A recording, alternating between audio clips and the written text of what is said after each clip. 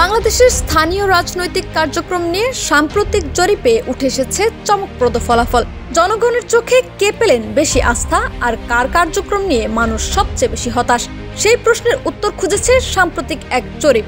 Innovation consulting, voice for reform এবং গবেষণা সংস্থা ব্রেইনের যৌথ উদ্যোগে পরিচালিত এই জরিপে দেখা গেছে, স্থানীয় রাজনৈতিক কার্যক্রমে সর্বোচ্চ সন্তুষ্টি প্রকাশ পেয়েছে জামায়াতের প্রতি।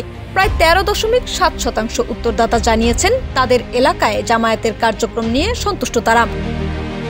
অন্যদিকে বিএনপির ক্ষেত্রে সন্তুষ্টির মাত্রা 8.2%, এনসিপির ক্ষেত্রে 9.1% এবং আওয়ামী লীগের প্রতি সন্তুষ্টির প্রকাশ করেছেন মাত্র 6.3% মানুষ।